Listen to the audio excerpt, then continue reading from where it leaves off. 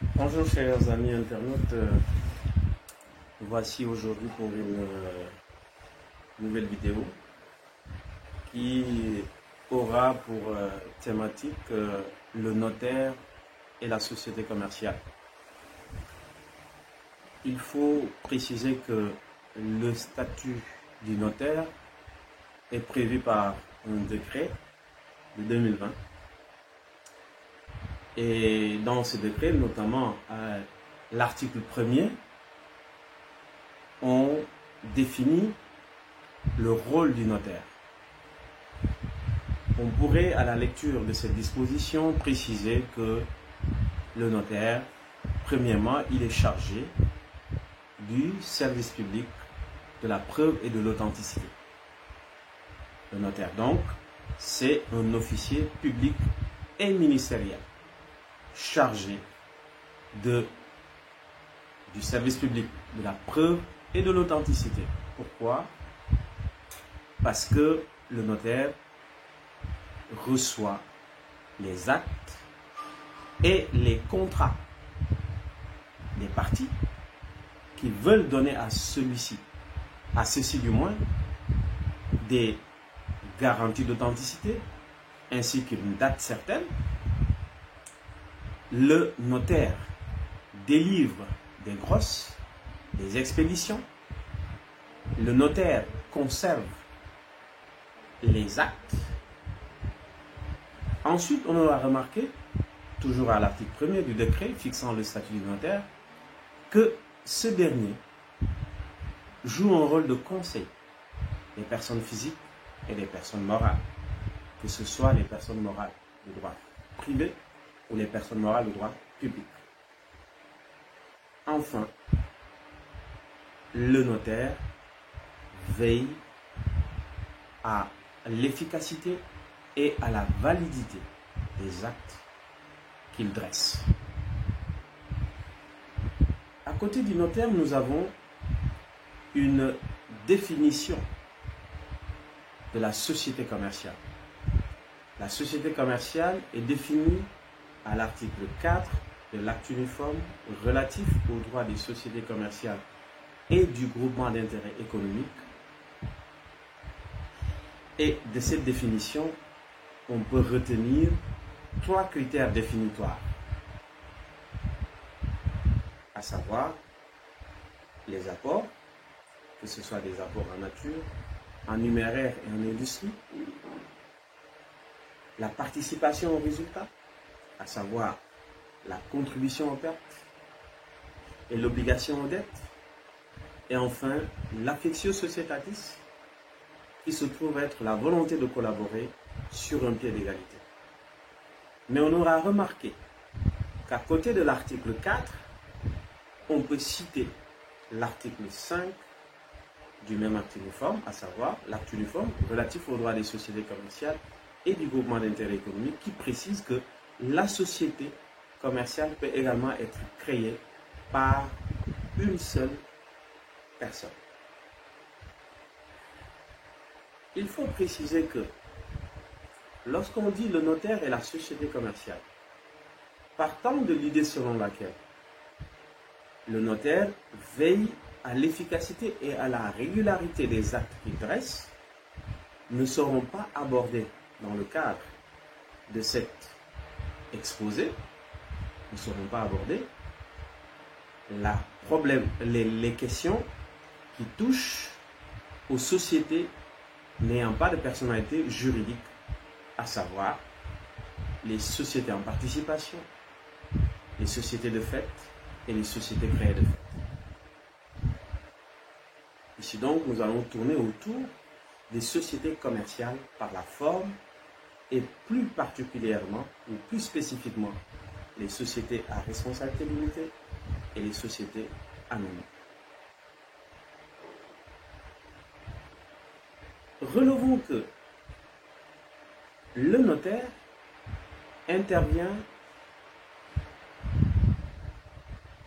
lors de la constitution de la société commerciale, mais également lors de l'augmentation du capital social de la la société commerciale et même lors de réduction du capital social de la société commerciale, mais nous ne traiterons pas de la réduction du capital social dans le cadre de cet exposé. Premièrement donc, le notaire est la constitution de la société commerciale. Précisons que les statuts d'une société commerciale peuvent revêtir soit la forme d'un acte sous seing privé, soit la forme d'un acte authentique. Mais également, les statuts peuvent être rédigés par une personne qui, dans un état partie, présente les garanties d'authenticité. Mais dans ce cas, il faudra déposer les 10 statuts chez un notaire avec reconnaissance d'écriture. Mais le législateur de l'OHADA, même s'il parle des formes ou de la forme des statuts, il prend le soin de préciser que c'est sauf disposition nationale que les statuts peuvent revêtir la forme d'un acte notarié ou d'un acte sous seing privé.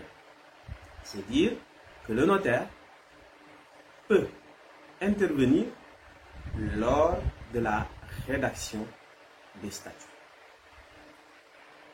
Le notaire intervient également pour dresser ce qu'on appelle une déclaration notariée de souscription et de versement, laquelle déclaration peut remplacer la déclaration de régularité et de conformité. Il faut préciser que la déclaration de régularité et de conformité est un document produit par les fondateurs ou les dirigeants de la société commerciale et dans lequel ils relatent toutes les opérations qu'ils ont eu à accomplir en vue de la constitution de la société, mais également dans lequel ils précisent que toutes les formalités constitutives de la société l'ont été conformément aux dispositions légales. Et donc, relevons que la déclaration notariée de souscription et de versement peut jouer le rôle de remplacement de la déclaration notariée de souscription et de versement. Le notaire intervient pour signer l'avis de constitution de la société, l'avis de constitution de la société. Et cet avis, on le sait, est publié au journal d'annonce légale. Précisons également que toujours dans la phase de constitution de la société, même si le législateur de l'OHADA, dans l'acte uniforme relatif aux droits des sociétés commerciales et du groupement d'intérêt économique, ne le précise pas expressément, il faut dire qu'il arrive qu'au moment de cette constitution, un associé fasse un apport d'un bien immeuble. Suivant le législateur OHADA, étant donné que l'apport de ce bien, pour être opposable au tiers, doit faire l'objet d'une publicité, il faut impérativement passer par devant le notaire, puisqu'on sait que la vente immobilière et sa validité est conditionnée par l'intervention du notaire. Dans la constitution de la société commerciale, précisons qu'il y a des règles spécifiques aux sociétés commerciales. Tout à l'heure, dans mon propos, j'avais précisé que l'accent sera mis sur la société à responsabilité limitée, mais également sur la société anonyme. Lorsqu'on consulte les dispositions relatives à la société à responsabilité limitée, donc les dispositions relatives à la Constitution, on remarque que le législateur prend le soin de préciser que les fonds qui proviennent de la libération des apports en numéraire sont immédiatement versés soit dans un compte en banque, soit dans une institution de microfinance, ou bien en l'étude d'un notaire. C'est ça qui nous intéresse. Donc, lorsque ces fonds sont versés en l'étude d'un notaire, celui-ci va dresser une déclaration notariée de souscription et de versement. Dans les sociétés anonymes ne faisant pas appel public à l'épargne, il faut remarquer qu'il y a deux modes de constitution de celle-ci. La société anonyme peut être constituée sans apport en nature et stipulation d'avantages particuliers, comme la société anonyme peut être constituée avec exclusivement des apports en nature et stipulation d'avantages particuliers. Si on prend la première hypothèse, à savoir constitution de la société anonyme sans apport en nature et stipulation d'avantages particuliers, on se rend compte qu'il faut établir un bulletin de souscription. Et ce sont les fondateurs qui vont établir un bulletin de souscription. Et le contenu de ce bulletin de souscription, l'un des éléments, c'est de dire que dans ce bulletin de souscription, il faut préciser quel est le notaire qui doit dresser la déclaration notariée de souscription et de versement. Il faut aussi dire que ce bulletin de souscription établi par les fondateurs le sera en deux originaux. Un original va être laissé à la société commerciale, un autre va être remis au notaire qui sera chargé de dresser la déclaration notariée de souscription et de versement. Il faut également préciser que lorsque l'on constitue une société anonyme sans apport en nature et sans stipulation d'avantages particuliers, au-delà de l'établissement d'un bulletin de souscription, les fonds qui proviennent de la libération des apports en numéraire, on peut les verser dans un compte en banque, dans une institution de microfinance ou bien chez le notaire. Et lorsque la personne qui a reçu les fonds dépose ses fonds, elle se doit de remettre au dépositaire la liste des souscripteurs avec précisé le montant de leurs apports. Et c'est sur la base de ce bulletin de souscription ou sur la base d'un certificat de dépôt des fonds.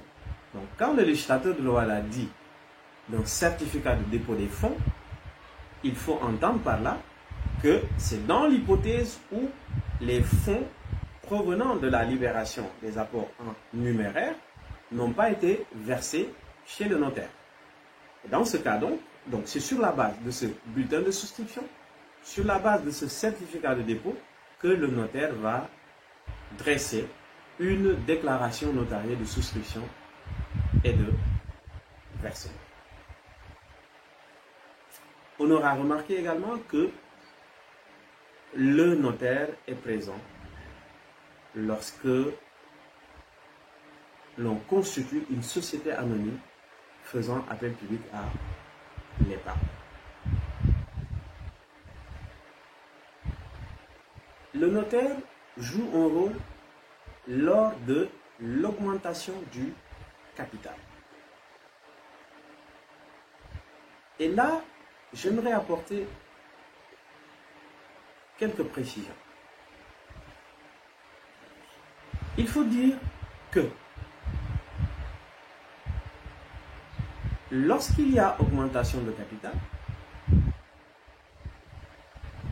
il y a un certain nombre de formalités à accomplir. Et ces formalités sont au nombre de 2. Première formalité, c'est la publicité de la modification des statuts au journal d'annonce légale. Deuxième formalité, c'est le dépôt d'un certificat de déclaration notariée de souscription et de versement au greffe de la juridiction compétente. Deuxième précision, c'est que le législateur de l'OHADA, aussi bien dans les sociétés à responsabilité limitée que dans les sociétés anonymes, aura pris le soin de préciser les modalités d'augmentation de capital. Et ces modalités d'augmentation de capital sont, par exemple, la souscription de parts, sont l'incorporation de réserves, de bénéfices, de primes d'émission, de primes de fusion. C'est également l'émission d'actions nouvelles, que ce soit des actions ordinaires ou des actions de préférence. C'est l'augmentation du montant nominal des actions ou des parts existantes. Là également, au moment de l'augmentation du capital social, on aura remarqué que dans les sociétés à responsabilité limitée, le notaire intervient. Pourquoi? Parce que les fonds qui proviennent de la libération des apports en numéraire, n'est-ce pas, seront constatés par le notaire dans le cadre d'une déclaration notariée de souscription et de versement. Dans le cadre des sociétés anonymes, on aura remarqué que lors de l'augmentation du capital social, le notaire intervient. Et là aussi, on reprend la procédure. C'est-à-dire quoi? C'est-à-dire que le législateur de l'OHADA nous dit que le contrat de souscription est constaté par un bulletin de souscription. Sauf que contrairement à la société anonyme ne faisant pas, contrairement à la société anonyme constituée sans apport en nature, mais également sans stipulation d'avantages particuliers, le législateur de l'OHADA, lors de l'augmentation du capital social dans le cadre d'une société anonyme, ne précise pas quel est l'organe chargé d'établir le bulletin de souscription. Il dit tout simplement que le contrat de souscription est constaté par un bulletin de souscription. L'autre démarche, après l'établissement de ce bulletin de souscription, il faut déposer les fonds qui proviennent de la libération des apports en numéraire. Et ces fonds, évidemment, on peut les déposer soit dans un compte en banque, dans une institution de microfinance, ou bien chez le notaire. Et enfin, le notaire va dresser une déclaration notariée de souscription et de versement. J'aimerais préciser ceci, c'est que le notaire intervient pour constater la libération des apports en numéraire lorsque l'augmentation de capital se fait par compensation de créances certaines, liquides et exigibles sur la société commerciale. Mais cela, c'est après un arrêté des comptes. Un arrêté des comptes qui est dressé, selon le cas, par le conseil d'administration ou bien l'administrateur général. Mais un arrêté des comptes qui sera certifié par un commissaire au compte. Avant de finir cette vidéo, j'aimerais relever deux situations.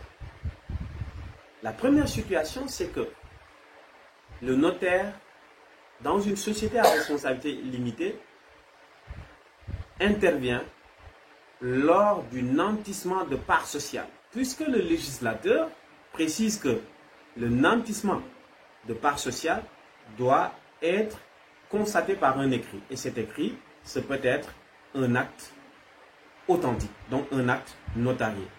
Et ce n'est qu'après ce constat, outre la publicité au registre du commerce et du crédit immobilier, ce n'est qu'après ce constat donc que le nantissement va être opposable au tiers.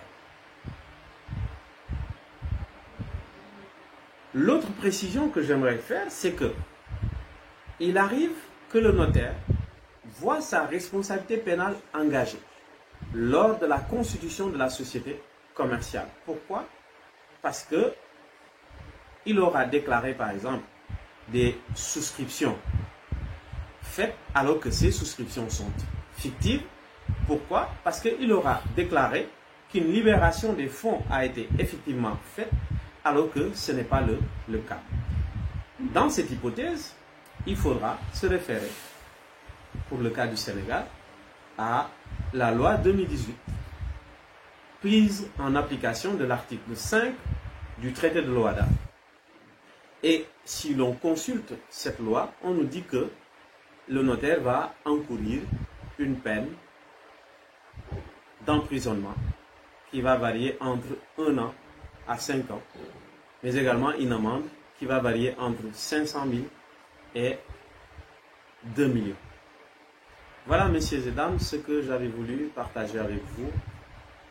Je vous remercie pour votre écoute et pour votre attention et je vous donne rendez-vous très prochainement pour une nouvelle vidéo.